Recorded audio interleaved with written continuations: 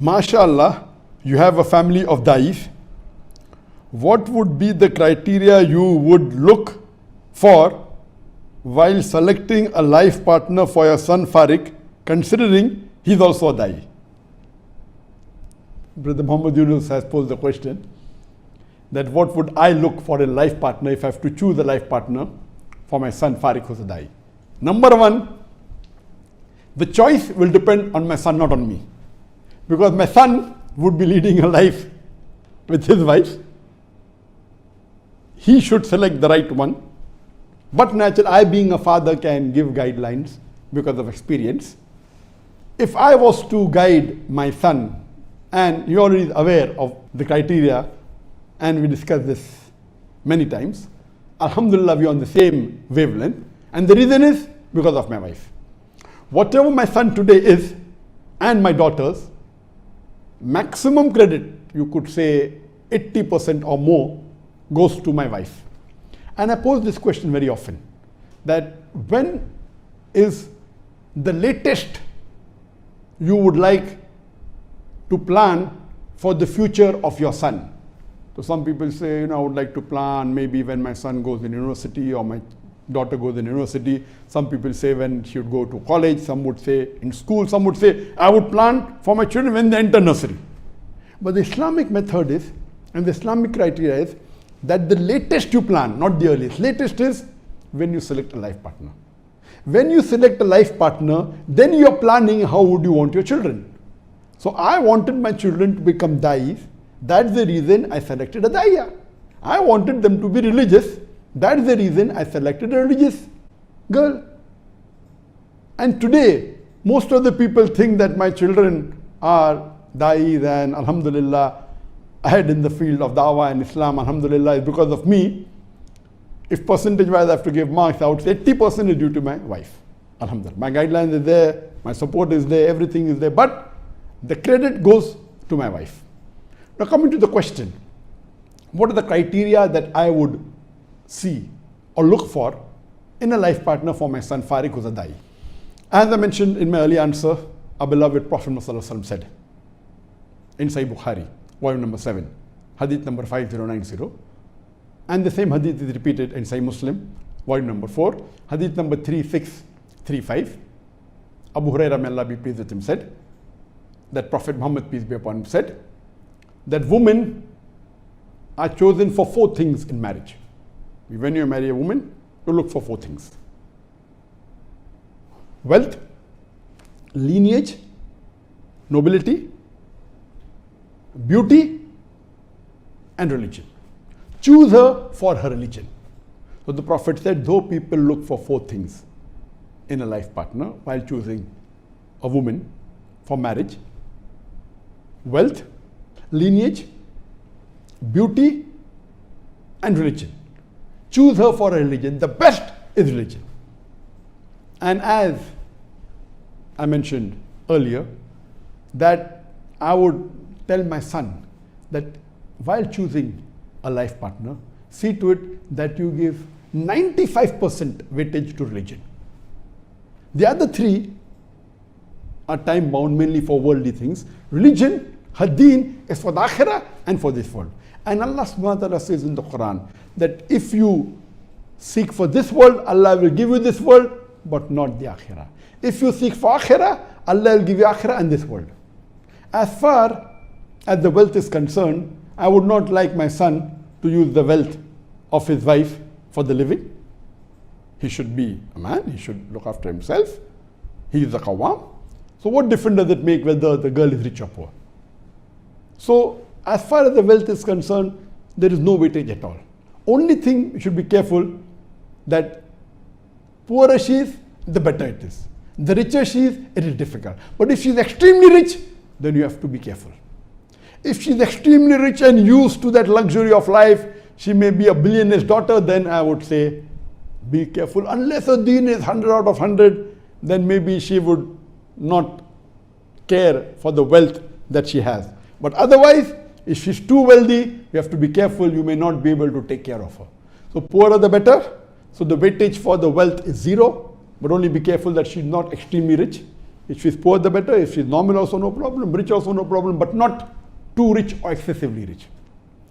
Point number 2, the lineage or the family. I would say that makes no difference. But if she's coming from a very religious family, it may carry a very small, maybe 0.5% weightage according to me.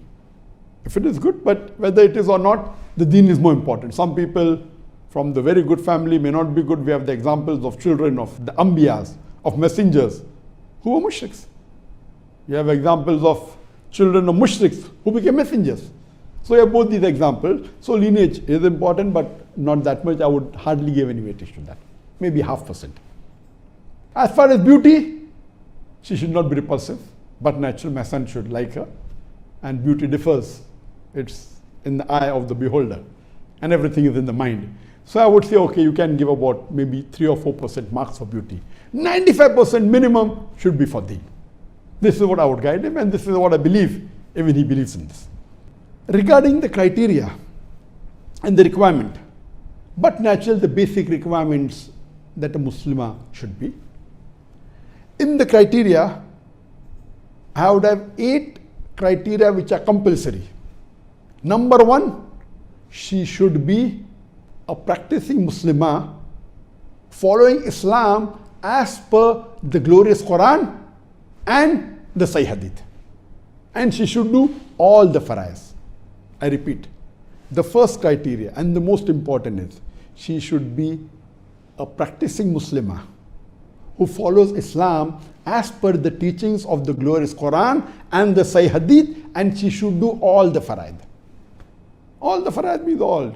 She should have Tawheed, she should have Taqwa, she should pray 5 times a day, she should give zakat if she has to give, she should fast in the month of Ramadan, if she has to do Hajj, she should do it. Hijab and all these can speak for hours together. Number 2, she should abstain from all the haram activities. All the major sins, all the minor sins, as much as possible, but natural. If it's 1 or 2 minor sins, no human being can say that he does not sin at all.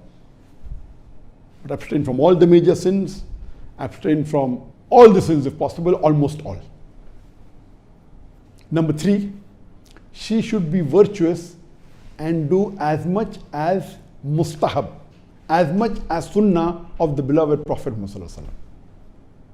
Third is a virtuous girl who follows as much as sunnah of the Prophet, does as much as mustahab, what is recommended in the Quran and Sahih Hadith. That is, her taqwa level should be high, believe in Tawheed.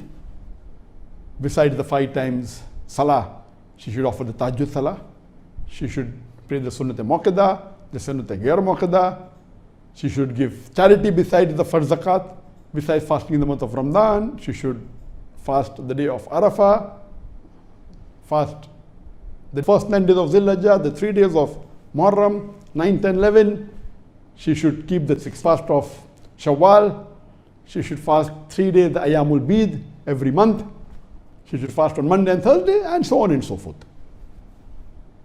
As much as of the mustab as possible, as much as virtuous as possible. And this you can speak for us together on the 3rd point alone. The 4th point is she should have the passion for dawah and spreading the message of Islam amongst the Muslims and non-Muslims. Passion for dawah and spreading the Islamic teachings. 4th point. 5th point, she should encourage and support her husband, that is my son, for doing dawah completely. That means she should support in all the dawah activities of my son. She should completely support and encourage and help him in all his dawah activities.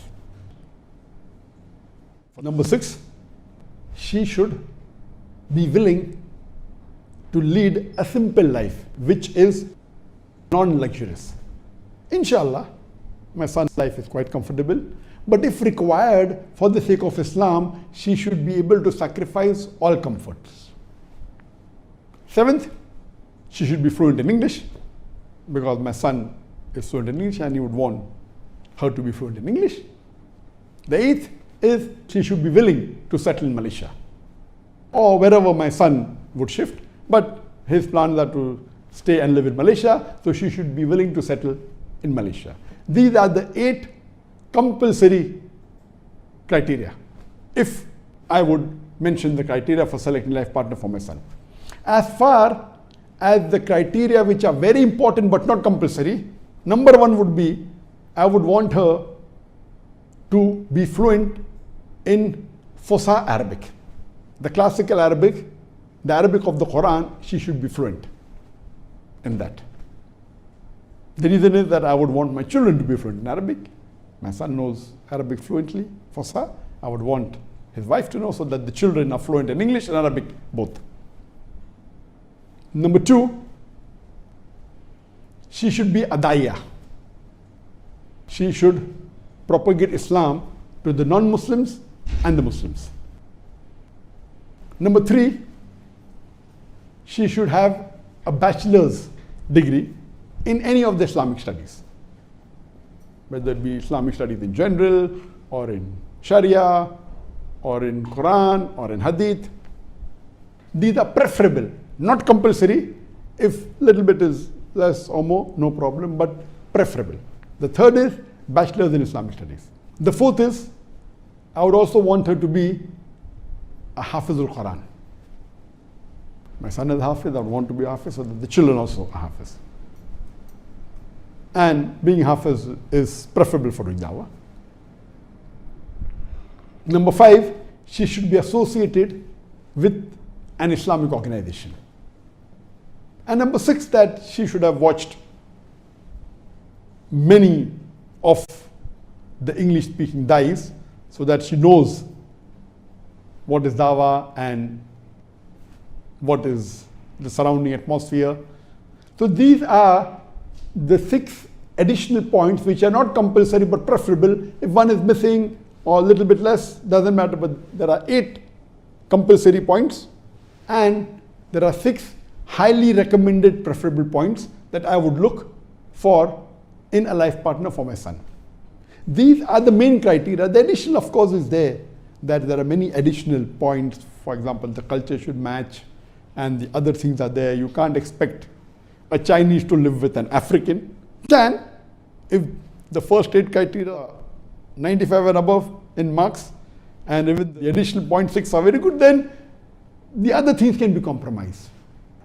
The culture differs between the people. So these things are which are secondary and tertiary. But the first compulsory points I've mentioned 8, then the 6 points, and then other points are later on. So this was in brief what I would look for in a life partner for my son Fariq. Hope that answers the question.